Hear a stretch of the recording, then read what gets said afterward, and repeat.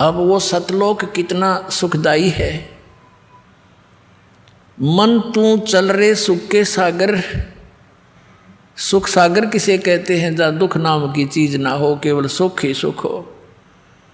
जैसे समुद्र में समुद्री जहाज 200 किलोमीटर चला जाता है, आज इधर उधर देखते हैं तो कोई वस्तु जल के अतिरिक्त दिखाई नहीं देती। जहाँ देखे वहाँ जल ही जल, जल ही जल, जल ही जल दिखाई देता है। इसी प्रकार सतलोक के अंदर बताया परमात्मा के ने, और साथ में उन महापुरुषों ने जिनको वो लेकर गए थे, गवाह बनाए, प्रत्यक्ष दृष्टा बनाए, उन्होंने बताया कि वो सुख सागर है। वहाँ कोई दुख नाम की वस्तु नहीं, कहीं पर भी। शंखों लहर मेहर की उपजे, और कहर नहीं जा कोई, दास गरीब अचल अविनाशी, और सुख का सागर सोई। अब क्या बताते हैं गरीबदास साहिब जी? परमात्मा के प्रत्यक्ष दृष्टा, भगवान को देखकर, वहाँ के स्थान को देखकर। जैसे पुण्यात्माओं दास के साथ तो बहुत बार बनी है ये कहानी। ये पिछले संस्कार थे, वो भक्ति अंगड़ाई लेती थी, तो कई बार एकदम ऐसी मन की स्थिति हो जाती थी, जैसे हम किसी ने कोई कटु वचन भी बोल दिया, उससे दुखी भी होते हैं, या कोई टेंशन बनी हुई होती है, या किसी के प्रति और वैसे द्वेष बना हुआ होता है, तो वो कति खत्म हो जाता। बिल्कुल सपने काफ़ी देर तक सोचते कि उसने ऐसा कष्ट दिया था, निकम्मा आदमी है, ये मन में ही नहीं आती। और ऐसा आता जैसे अपने से दिखाई देते। कोई टेंशन किसी प्रकार की अपने आप नष्ट हो जाती, काफ़ी देर तक, मतलब कुछ देर तक रहती वह। उसके जाने के बाद फिर देखते हैं वही जो की तो वैसा ही उसने ऐसा कर दिया, देख उसने ऐसा नहीं करना चाहिए था, और वो चिंता, वो टेंशन फिर स्टार्ट हो जाती।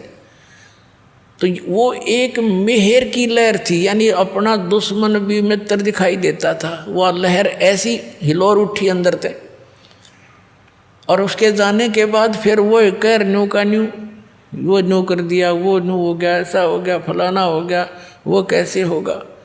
तो ये कहर की लहर शुरू होगी, वो मेहर की लहर थी। तो गरीबदास साहिब जी कहते, शंखों लहर मेहर की उपजे। वह सारे ऐसे उमंग उठे, किसी के प्रति द्वेष से नहीं हो सकता, करने से चाहने से नहीं हो सकता, वह व्यवस्था ऐसी है। और वहाँ कोई राग द्वेष की बात तक कोई ना, कोई अभाव नहीं किसी चीज़ का। यहाँ तो हम डाकू बन गए, धनी बनने के लिए लुटेरे बन गए, डाके मारें, रिश्वत लें हैं, और मिलावट करें, 36 पंगे पाक जुगाड़ सा जोड़ें, सुखी होना चाहें, दूना दुख हो जाता है। इससे पाप इकट्ठे हो जाते हैं आपके सिर पे।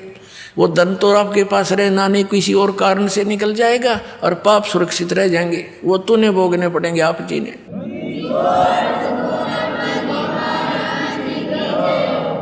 अब परमात्मा क्या बताते हैं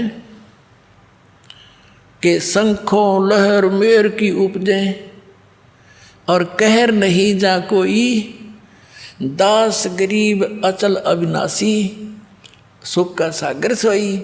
वो सुख सागर है सतलोक, जहाँ अचल अविनाशी शाश्वत स्थान, वो सतलोक है।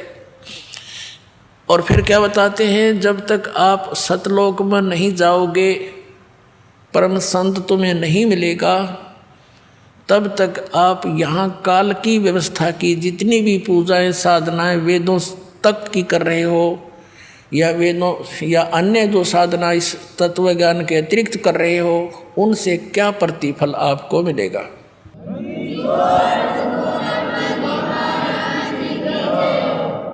क्या बताते हैं, कोट जन्म तन बरमत होगे, कुछ ना हाथ लगा रे, कुकर सुकर खरबया बोरे, कौवा हंस बुगारे। कोटि जन्म तू राजा की, ना मिटी न मन की आशा, भिक्षुक होके दर दर घूम लिया, मिला न निर्गुण रासा। इंद्र कुबेर ईश की पदवी, ब्रह्मा वरुण धर्मराया, विष्णुनाथ के पुर को जाके तू फिर भी वापस आया। असंग जन्म तन मरत्या होगे, जीवित क्यों न मरे रे। द्वादश मध्य महल मठ बोरे, बहुर न दे धर रे। दोजक भिष्ट सभी ते देखे, राजपाट के रसिया। तीन लोक से तरपत नाही, ये मन भोगी खसिया। सतगुरु मिले तो इच्छा मेटे, पद मिल पदे समाना। चल हंसा उस लोक पठाऊं, जो आदि अमर अस्थान। चार मुक्ति जहाँ चंपी करती, माया होरी दासी। दास गरीब अभय पद पर से, वो मिले राम अविनाशी। अब क्या बताया है कि जो साधनाएं आप करते रहे सतनाम और सार नाम के अतिरिक्त, उससे आपको क्या मिला। कोटि जन्म तो भ्रमत हो गए, कुछ नहीं हाथ लगा रे। कुकर कुत्ता सुकर सुअर खरगदा, कुकर सुकर खरबया बोरे, कौआ हंस बुगारे। कोटि जन्म तू राजा की ना, कोटि जन्म तू राजा की ना। मिटी न मन की आशा, और भिक्षुक होकर दर दर घूम लिया। ये मिला नहीं निर्गुण रासा। क्या बताते हैं गरीबदास साहिब जी अपने परमात्मा को साक्षात देखकर। पुणात्माओं, आज का सारा ही सत्संग, यानी ये जो तीनों दिन का सत्संग स्टार्ट जहाँ से हुआ था कि परमात्मा कौन है और ये जन्म मृत्यु का रोग हमारा कैसे नाश होगा, इसका जब तक हमें प्रमाण नहीं होगा कि किन महापुरुषों का यूँ रोग कटा और उन्होंने कौन से मंत्र यानी कौन सी औषधि प्रयोग करी, तो तब तक हमें दृढ़ विश्वास नहीं हो सकता कि जिस उपचार को हम कराने जा रहे हैं ये हमारे को स्वस्थ भी करेगा कि नहीं। तो जब ये दृढ़ विश्वास हो जाएगा फिर तो आप इस पर समर्पित हो जाओगे और यो काम होगा ही होगा, क्योंकि ये प्रमाणित है और हो चुका है। तो इसमें क्या बताया है कि साधों से ती मस्करी और चोरा नाल खुशहाल, ये तो मल अखाड़ा जीतेंगे भाई युगन युगन के माल। ये अच्छी आत्माएं जो युगों युगों से परमात्मा के चरणों में कोई न कोई संघर्ष करते हुए आ रहे हैं, उन्हीं में से आज सफल होंगे। जैसे पहलवान होते हैं, एक्सरसाइज करते हैं, एक दूसरे के साथ कुश्ती करके संघर्ष करते रहते हैं, तो जब उनका आमना सामना दूसरे रेसलर से होता है तो उन्हीं में से विजयी होते हैं जो सक्सेस पहले से प्रैक्टिस कर रहे हैं। तो आप युगों युगों से करते आ रहे हो, आज की बात नहीं है। तो कहने का तात्पर्य ये है कि जो साधना हम कर रहे थे उन के लाभ होना था और होता रहा है। आपको तो पता ही नहीं, अब तो बालक हो, विद्यार्थी हो, टीचर ही मास्टर बताया करते हैं और डॉक्टर बताया करते हैं कि जो औषधि तुम खा रहे थे इससे लाभ ये नहीं होना था। तो क्या बताया है कि कोटि जन्म तू राजा की ना, मिटी ने मन की आशा। भिक्षुक होकर दर दर घूम लिया, पर मिला नहीं निर्गुण रासा। जैसे पुण्यात्मा ऐसी थी, राज भी त्याग कर परमात्मा की खोज में चल पड़े। कोई कहीं वनों में गए, उनका ये सोच थी कि वनों में साधु संत रहते हैं, पहाड़ों पर गुफाओं में रहते हैं और उन्होंने भगवान पा रखा होगा, वो हमें बता देंगे, हम भी साधना करेंगे। तो उनके पास वो गए, उन्होंने जैसा उनको मार्गदर्शन किया उन्होंने साधनाएं भी की। उनके द्वारा बताई गई साधनाओं भक्ति से क्या बेनिफिट हुआ, राजा बन गया, इंद्र का स्वर्ग का राज्य प्राप्त हो गया। लेकिन समय जब पूरा हो गया उस राज्य का, उसके पुण्य समाप्त हुए, तो फिर पृथ्वी पर आ गया, फिर पृथ्वी पर राजा बन गया। राज का समय पूरा होते हुए फिर यहाँ पृथ्वी पर कुत्ते गधे सुअर की योनियाँ प्राप्त करके यहाँ भटक रहा है। तो क्या बताते हैं, कोटि जन्म